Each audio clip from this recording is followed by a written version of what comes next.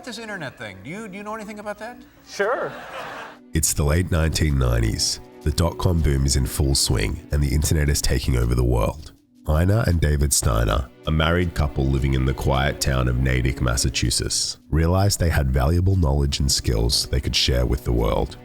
Ina, a passionate book collector, worked at a publishing company, while David, who had been going to yard sales since he was a kid, was a video producer with a love for antique tools and other collectibles. The couple enjoyed perusing yard sales together, chasing the thrill of finding underpriced treasure. When eBay launched online in 1995, the Steiners were immediately fascinated. 4 years later, the couple started a modest website offering advice to aspiring eBay sellers. They initially called it Auction Bites, but would later rename it to E-Commerce Bites. As the internet was still a relatively new invention, and the idea of transacting with strangers online was unfamiliar and a little scary, the Steiners' website quickly became a valuable resource for sellers on eBay as well as Etsy and Amazon. For the next 2 decades, the Steiners poured their heart and souls into growing their website, with a mission to be a conduit for sellers to share their problems and information and give them a voice. David handled the business side of things, while Ina reported on industry news and how it affected sellers. E-Commerce Bites tracked trends and policy updates across the industry and became required reading at the highest levels of online selling. The majority of its readers are people who earn their living selling on eBay. The site had grown to an impressive 600,000 loyal readers, and the Steiners became experts in all things eBay. Their knowledge and expertise was so respected that they wrote books on how to develop successful eBay businesses, and Ina was regularly featured on radio shows and in newspapers. The influential website was also noticed by Wall Street and industry observers, and not everyone was too happy with what Ina was writing. It all started in June of 2019, when the Steiners discovered the word Fido Master spray painted across their pristine white fence in the front yard. Fido Master was a Twitter user who publicly criticized eBay for treating its sellers unfairly, but the Steiners didn't know him. They couldn't make much sense of it and brushed it off as a teenage prank, not knowing it was just the beginning of a terrifying and relentless intimidation campaign. A few weeks later, they began receiving threatening tweets and direct messages from a newly created Twitter account named Tui Ellie. The Steiners did occasionally receive rude or abusive messages, so they ignored Tui at first, but his messages became increasingly aggressive. On the morning of August 8th, 2019, Ina opened her email to find a flood of sign-ups to various online newsletters, including Irritable Bowel Syndrome News, Satanic Temple Membership, and Sin City Fetish Night. By the end of the day, they had received over 50 such subscriptions. A few days later, they received a message from a courier service asking if they would accept a delivery of a wet specimen. Confused and alarmed, David called the company to ask for more details. It turned out that the wet specimen was a pig fetus embalmed in formaldehyde. David immediately hung up and called the police. An officer arrived to take their statement. The Steiners were convinced that the graffiti, online harassment, and the wet specimen incident were all connected. On his way out, the officer picked up a parcel that had just arrived on the doorstep and handed it to Ina. To their horror, the package contained bloody flesh and hair wrapped in plastic. Ina screamed, but the police officer examined it more closely. It turned out to be a costume pig mask, similar to the one seen in the movie Saw. Just 14 minutes later, Tui Ellie tweeted, "Do I have your attention now?" Over the next few weeks, the Steiners were subjected to a relentless campaign of harassment. David received a padded envelope in the post. Inside it was a book about dealing with the death of a spouse. He took this as a direct death threat to his wife. They received boxes of live cockroaches, spiders, and fly larvae. Late-night pizza deliveries were called to their house, which they had to pay for. Their tormentors even sent pornography addressed to David to their neighbors in an attempt to humiliate him. Craigslist ads appeared for estate sales and swingers parties that listed the Steiners' home address. The ad invited visitors to knock on the Steiners' front door at any time, day or night. Tui Ellie doxed the Steiners' information, and his abuse on Twitter became even more graphic and hinted at violence. An expensive funeral wreath showed up at their door, and David was convinced it was another direct death threat against Ina. The Steiners had no idea who could possibly be behind what they believed was psychological warfare. Their home was their sanctuary. The couple purchased it together in 1995 as a fixer-upper, and David spent 10 years almost single-handedly turning it into a unique and comfortable home. They had enjoyed working together from home for over 20 years and didn't travel much, but now they were afraid inside their home, but also too afraid to leave. They didn't know what their tormentors were capable of, and believed things could escalate to someone getting physically harmed or even killed. David installed extra security cameras all over the house, and Ina set up a homemade booby trap, stacking baking pans in front of the back door so they would all crash down if someone entered. For the first time in their marriage, Ina and David slept in separate rooms, so if there was an intruder, at least one of them could escape and get help. David began suffering from panic attacks so severe that they initially thought he was having a heart attack. Neither of them could sleep properly and could no longer go about their day as usual due to exhaustion. One afternoon, David was driving a friend home when he noticed a familiar-looking black van seemed to be following them. The van had New York license plates, and he realized he had seen the van parked on their street before. David and his friend tried to snap a photo of the license plate, but unfortunately, in their panic, were unable to get a clear photo. A couple of days later, David got in the car once more to do a grocery run. He was still shaken from the encounter with the black van, but the household was running out of food and the couple were uncomfortable with ordering delivery service.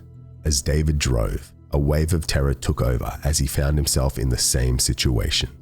A silver SUV was following him, but this time, he was determined to get a clear photo. He made a series of random turns, and sure enough, the SUV was still tailing him. David alerted the Natick police and decided to lure the SUV to the police station in case someone dangerous was following him. David stopped his car outside the station and held his phone steady. The SUV drove past, and this time, he was ready. David suffered another panic attack and collapsed outside the police station, unable to walk. But he showed the police his clear photos, and the very next day, police had the identity of the Steiners stalker. The vehicle that was following David Steiner was a rental under the name Veronica Zay. It didn't take too much digging to discover that Veronica Zay was employed by eBay. In April 2019, Ina published an article about the salary of eBay's then CEO, Devin Wenig.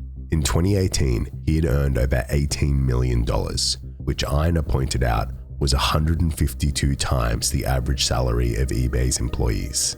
All of this was publicly available information. The majority of commenters on her article were scathing and critical of Wenig. Back in 2009, the Steiners had discovered that an eBay executive had created fake profiles to leave negative comments on e-commerce sites. eBay had also reported them for phishing with a PH. eBay later retracted the report, but the damage was done, and the Steiners lost all access to eBay's PR department. Ina, of course, continued her reporting. Ina's April 2019 article about David Wenig's salary was seemingly the final straw for the CEO.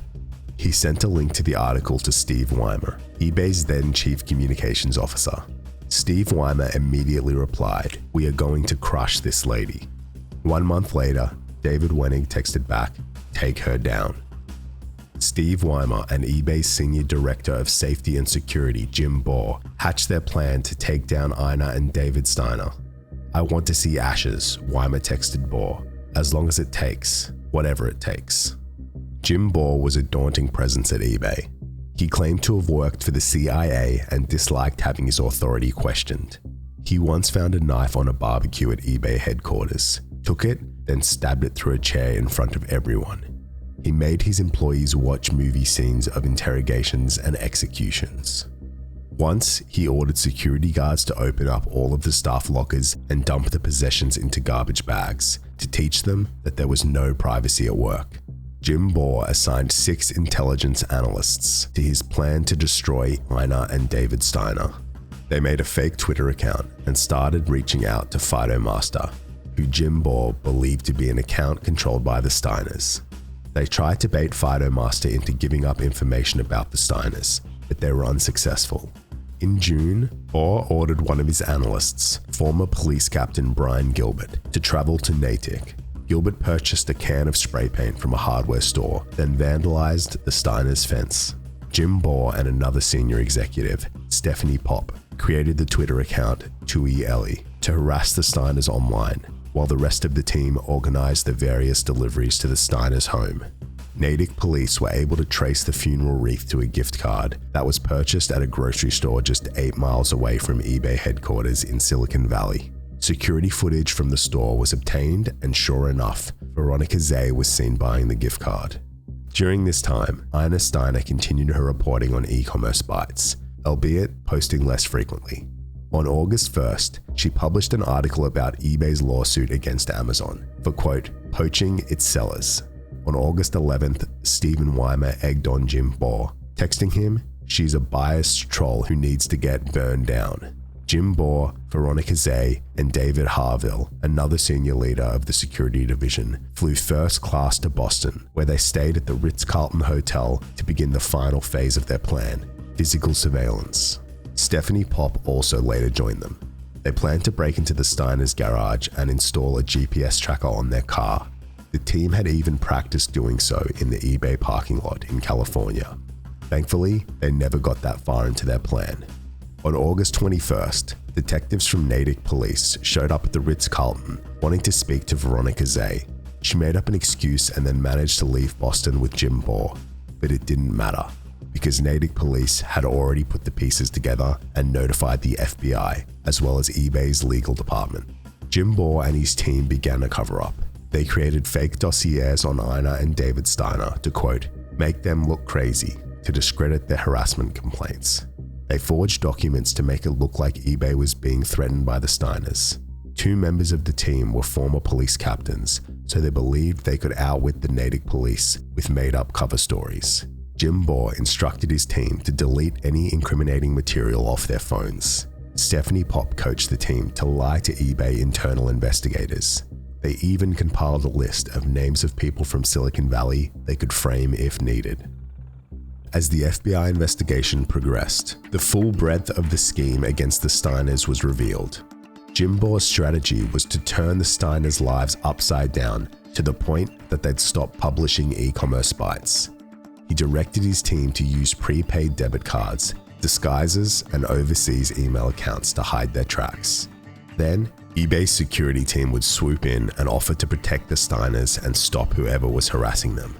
The goal was to win the couple's trust so they would no longer publish negative opinions about eBay, and also to give up their identity of Fidomaster, who in reality was not conspiring with the Steiners in any way. The news of the investigation was shocking to the Steiners. Their relationship with eBay was rocky, but they never imagined that this bizarre plot to terrorize them was hatched at the highest level of the multi-billion-dollar company. The motive for the harassment campaign was not totally clear, but it was most likely that eBay's most senior executives were fed up with the nature of Ina's content, as well as all the comments who questioned and criticized the company. eBay concluded its internal investigation in September 2019 and fired all employees involved, including Chief Communications Officer Steve Weimer. However, Devin Wenig was allowed to resign and took home a $57 million exit package. Almost an entire year after the harassment against the Steiners began, Massachusetts U.S. Attorney Andrew Lelling announced the criminal charges against the 6 former eBay employees and contractors. This was a determined, systematic effort by senior employees of a major company to destroy the lives of a couple in Natick, all because they published content the company executives didn't like. Jim Bohr and David Harville were both arrested and charged with conspiracy to commit cyberstalking and conspiracy to tamper with witnesses.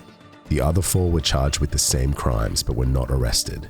A 7th former employee was later charged the following month. The ringleader, Jim Bohr, eBay's former senior director of safety and security, pleaded guilty and was sentenced to 5 years in prison. At his sentencing, Bohr accepted full responsibility and asked the Steiners for forgiveness. Second in command, David Harville, was sentenced to 2 years in prison, while everyone else was sentenced to less time or are still awaiting sentencing.